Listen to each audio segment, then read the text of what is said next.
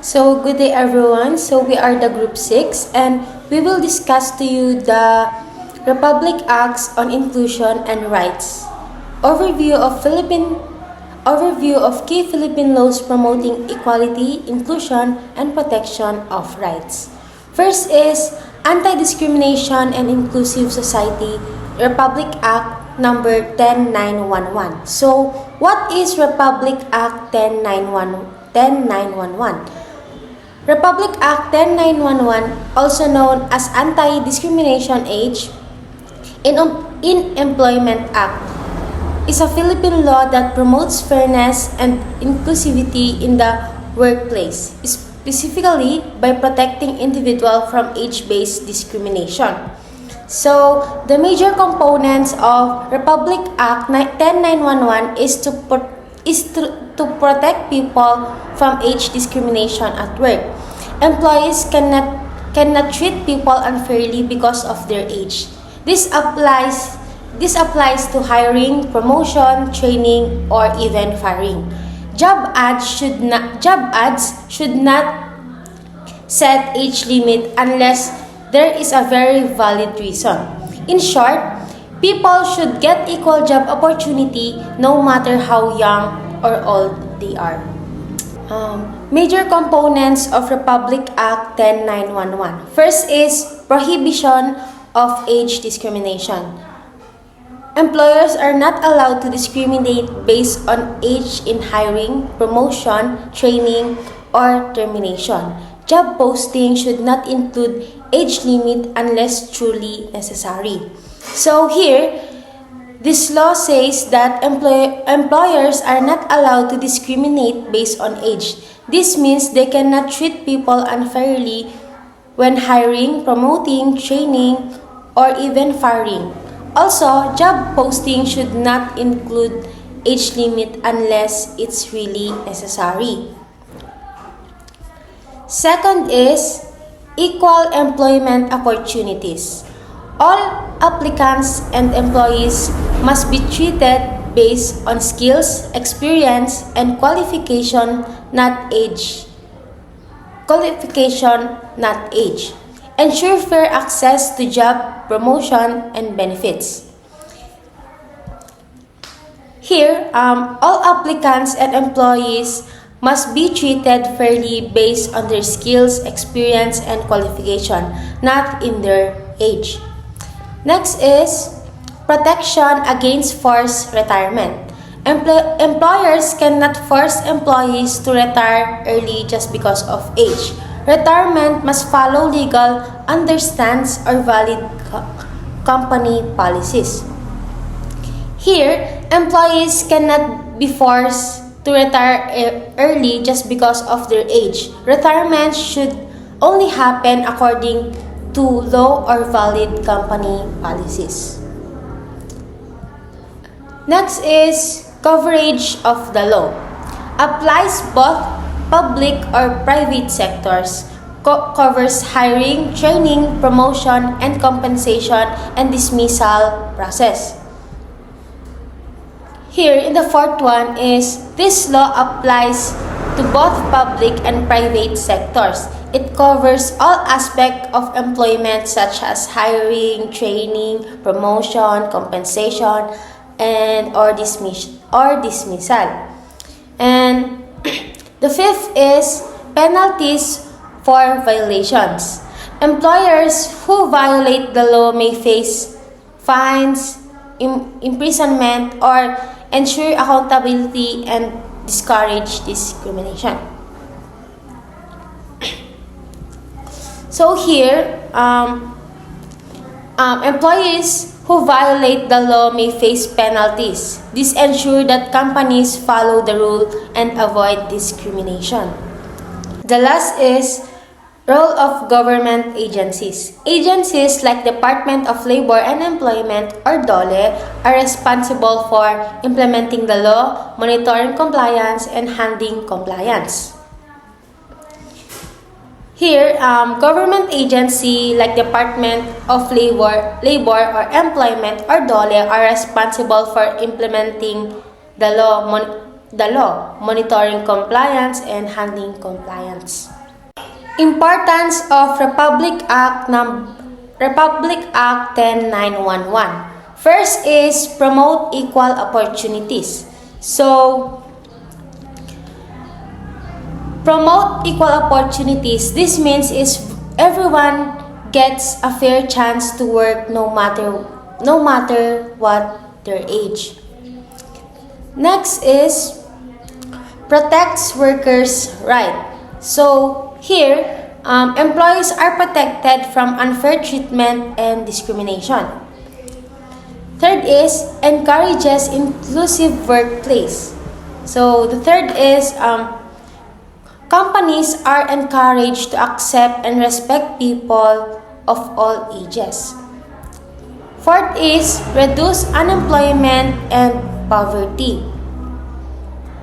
Here, by giving equal chances, more people can find job and earn living. And the last is promotes respect and human dignity. So here, it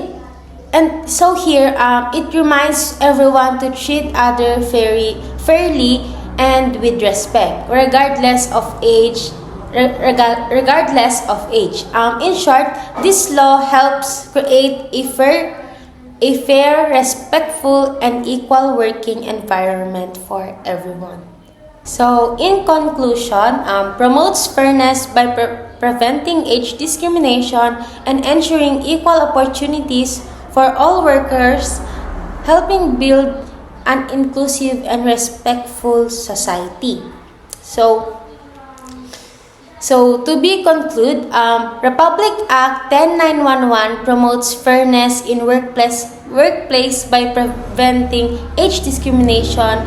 It ensures that all workers are given equal opportunities regardless of age. Because of this law, people are treated more fairly and with respect, which help create an inclusive workplace where everyone feels valued.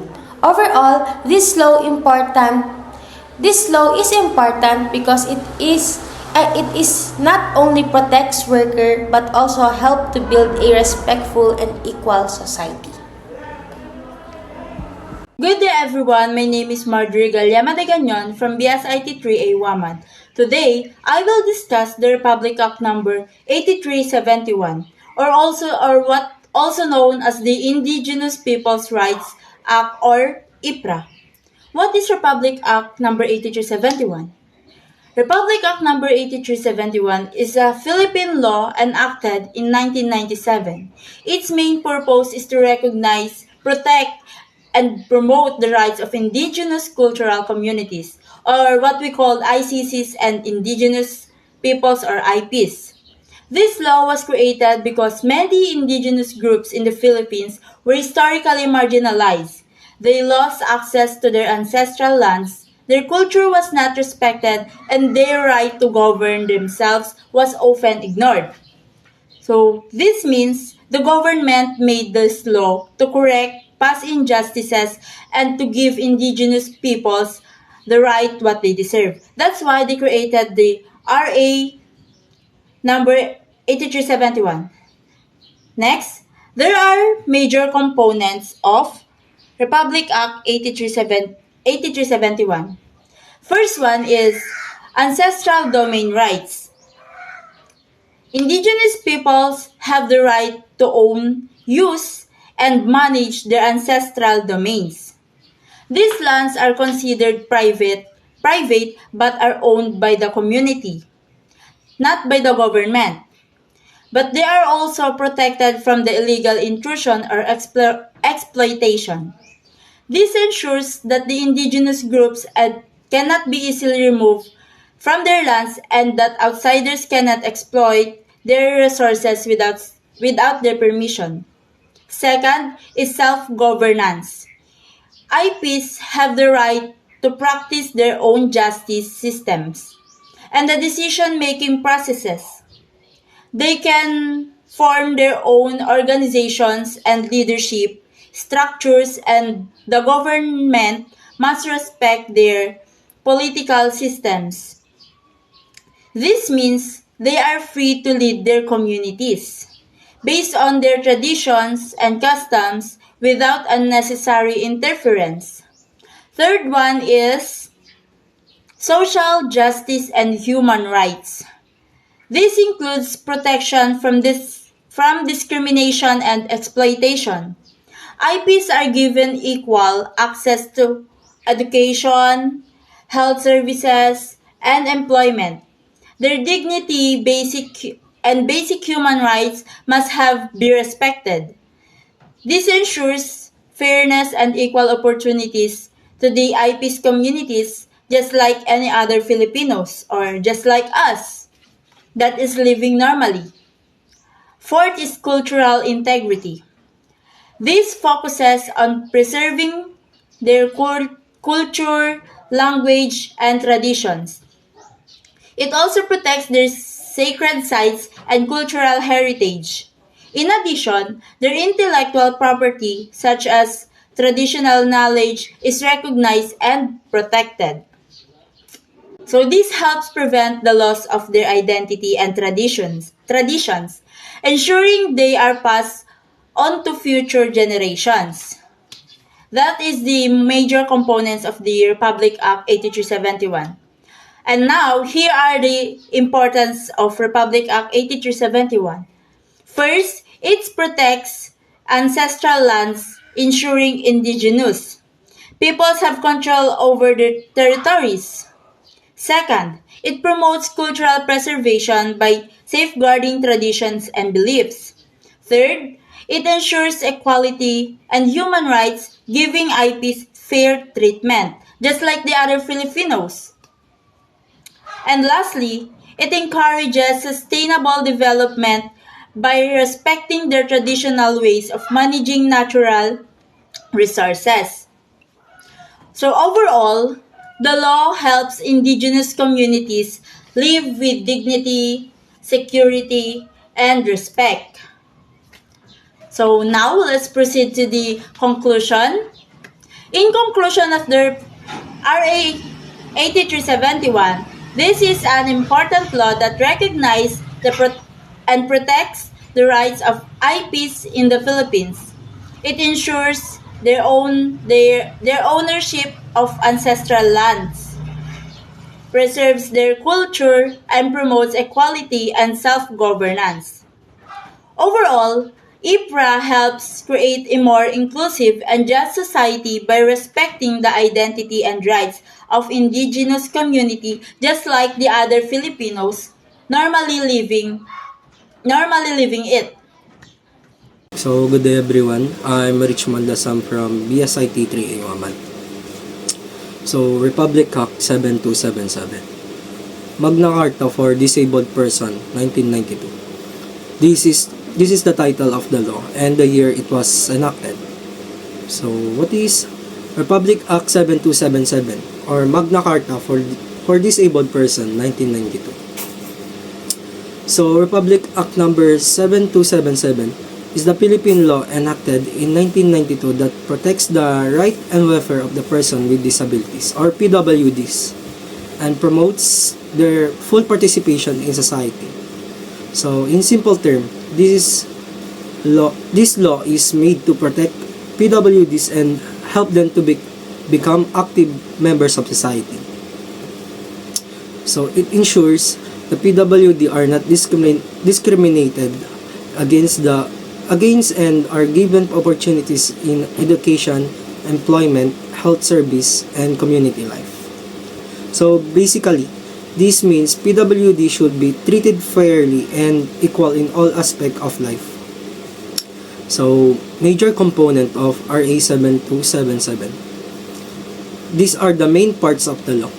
So, number 1, equal opportunity and non-discrimination.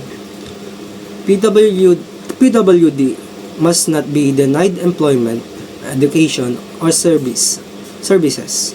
So this means they should not be treated unfairly or excluded.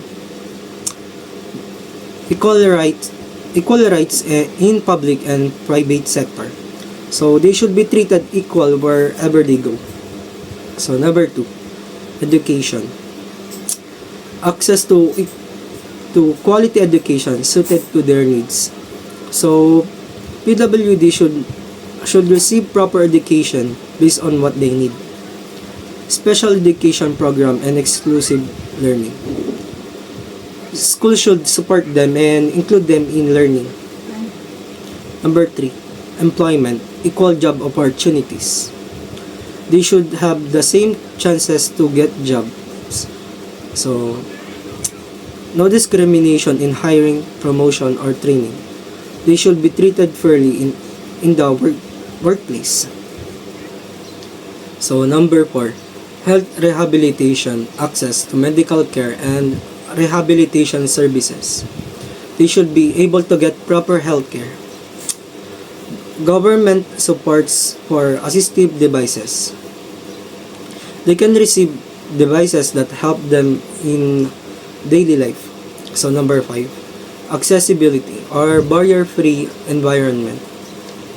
Public buildings must have ramps, railings, and accessible facilities.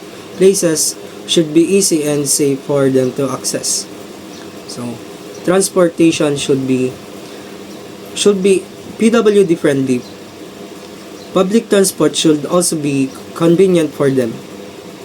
So number 6, social services and support programs for livelihood, financial assistance, and community integration. They are given support to help improve their daily life or daily living. So number 7, political and civil rights. Right to vote and participate in public affairs. They have the same rights as every citizen. Respect for dignity and human rights. You should always be respected and valued. So, importance of RA 7277. This shows why the law is important. Promotes equality and conclusion. It helps PWD feels accepted in society. Protect against discrimination. It prevents unfair treatment. Improve quality of life. It helps them live better lives. Encourages independence. It supports them in becoming self-reliant. And builds an accessible society. It creates a more inclusive environment for everyone. So, in conclusion, this law protects the right of persons with disabilities by promoting equal opportunities, non-discrimination, and accessibility. It helps ensure their participation and inclusion in society.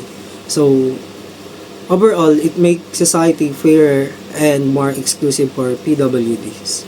So that's all. Thank you. Good day, everyone. Today, I will be representing a report about Republic Act number 11650, also known as the Inclusive Education Act, which was signed into law on March 11, 2022. This law strengthens the Philippine education system by ensuring that learners with disabilities are given equal access to quality education. In supportive and inclusive learning environment, the main goal of this law is simple but powerful. No learner should be left behind because of disability or learning difficulty. So, ano nga ba ang Republic Act 11650? The law that promotes inclusive education in all public and private basic education schools in the Philippines. Based on the law, inclusive education means a system where all learners, regardless of ability, background, or disability, are taught together in the same learning environment with proper support and accommodation. So, according to the law, the state must ensure equal access to education for learners with disabilities and also remove barriers in schools. nagpro-provide din siya ng necessary support services and also promote participation in both academic and social activities. Ngayon, pag-uusapan natin yung 5 major components of the law. First, yung Inclusive Learning Resource Centers or ILR. Ito yung nag-establish ng Inclusive Learning Resource Centers in different schools and communities. Nagpro-provide din siya ng special learning materials like braille audio, visual aids, and second, assessment and evaluation for learners with disabilities. Support from specialists like SPED teachers and therapists. Last, the training for teachers and parents. These ILRCs help ensure that learners with disabilities are properly guided in their education. Second major component is the child find system. This system is identify children with disabilities who are not yet enrolled in their school or in the school. Example, if a child in a rural area has difficulty speaking or hearing and it's not attending school, the child find system. It helps locate the child and bring them into the education system. Third is the individualized education plan or the IEP. Each learner with disability is given a personalized learning plan. This includes the learning goals based on ability, teaching strategies, special accommodation, and program monitoring. This is ensure that learning is suited to the child's needs. Ang pang-apat ay yung teacher training and support. Teachers are trained to handle diverse learners. They are taught inclusive teaching strategies, classroom adjustments, and handling learners with autism, hearing impairment, or learning delays. Last, the teacher training and support. Teachers are trained to handle diverse learners and they are taught to include inclusive teaching strategies and classroom adjustment, and also handling learners with autism, hearing impairment, or learning delays. Ngayon, pag-uusapan naman natin kung bakit importante ang RA 11650. Importante siya because nagpro-promote siya ng equality in education and also promote the rights of learners with disabilities.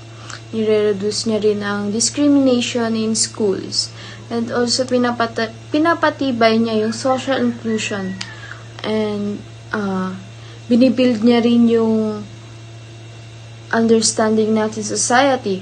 In short, it ensures that every learner should be valued. Now let us look at a real-life classroom scenario to para mas maintindihan natin kung ano nga bang ibig sabihin ng Republic 11650. Sa example, sa isang public school, sa Isabela may isang mag-aaral na grade 4. Example, si Jana. Diba? Siya ay may hearing impairment o mahinang pandinig.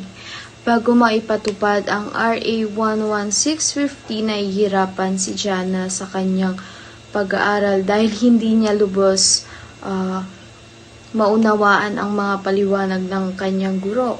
Dahil dito, madalas siyang hindi nakakasabay sa leksyon. At bihira rin siyang sumali sa mga activities sa klase nila. Ngunit, nung naipatupad yung batas na RA 11650, nagkaroon ng malaking pagbabago sa kanyang nararanasan sa paaralan. Sa tulong ng batas, na-assess si Jana sa Inclusive Learning Resource Centers or RLRC at binibigyan siya ng angkop na suporta. Bukod dito, binibigyan rin siya ng sign language interpreter at gumagamit din yung guro niya ng visual aids at written instructions upang mas madali siyang maunawaan ang mga aralin. Pagkalipas ng ilang buwan, makikita naman yung positive result ng kanyang pagbabago. Mas naging aktibo rin si Jana sa kanilang klase at tumaas ang kanyang may scores at mas lumakas ang kanyang kumpiyansa para sa sarili. Even ngayon, nakikilahok na rin siya ng mga group activities at salamuhan na rin siya sa mga kaklase niya. Dahil dito, hindi lamang siya natulungan sa kanyang academic sa pag-unlad, kundi pati na rin sa kanyang pakikisalamuha at paghubog sa kanyang responsibilidad. Although, alam natin very helpful yung law, pero meron siyang challenges like lack of enough sped-trained teachers, also limited resources in rural schools, inefficient assistive devices, and also andito rin yung budget constraints in some schools. However, the government continues to improve implementation through and funding support. In conclusion, Republic Act Number 11650 or the Inclusive Education Act is very important law that protects the right of learners with disabilities to receive equal and quality education. It also promotes the inclusion, equality, accessibility, and respect for diversity. This law reminds us that education is right for all, but not just for a few. Good day everyone, my name is Kimberly Saraspicio and today I will be discussing Republic Act number 11054, also known as the Bangsamoro Organic Law. This law created the Bangsamoro Autonomous Region in Muslim Mindanao or BARMM and gave it the power to govern itself.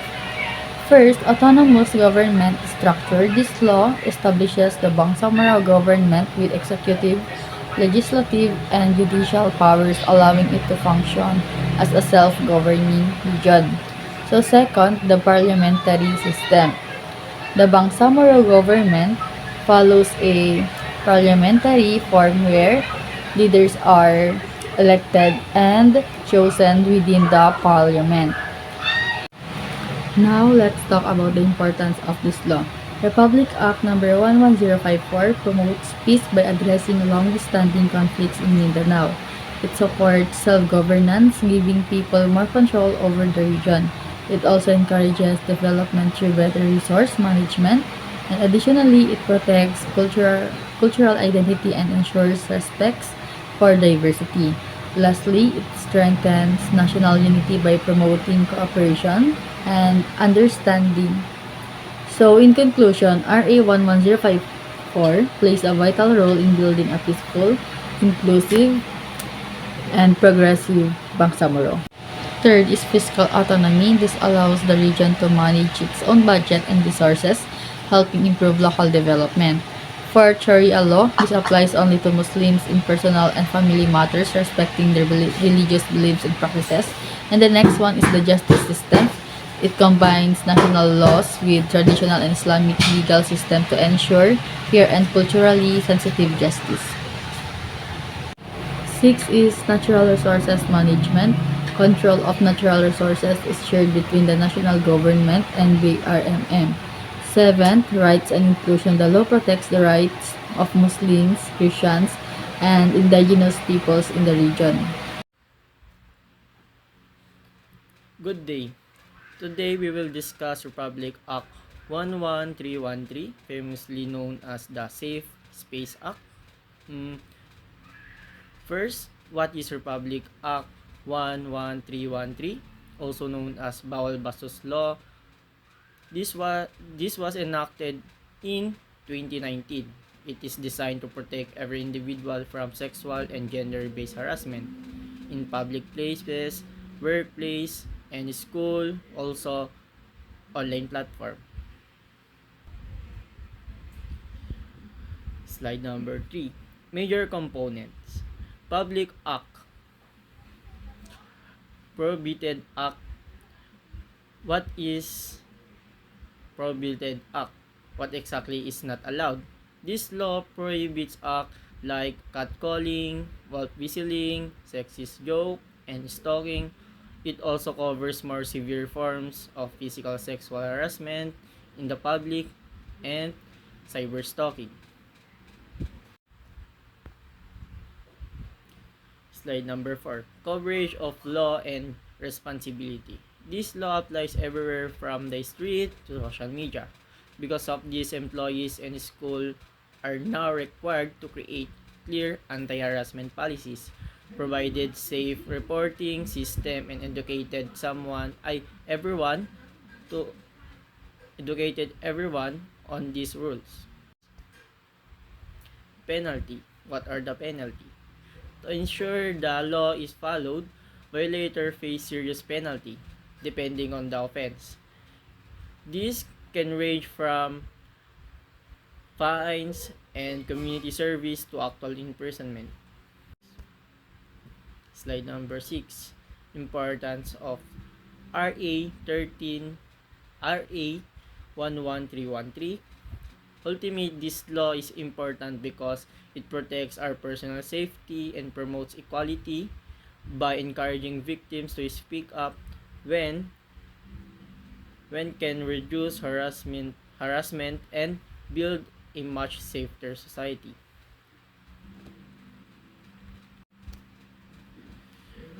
In conclusion, RA 11313 is about creating a culture of respect. It ensures that everyone, regardless of gender, can live and work in an exclusive and safe environment. That's all. Thank you.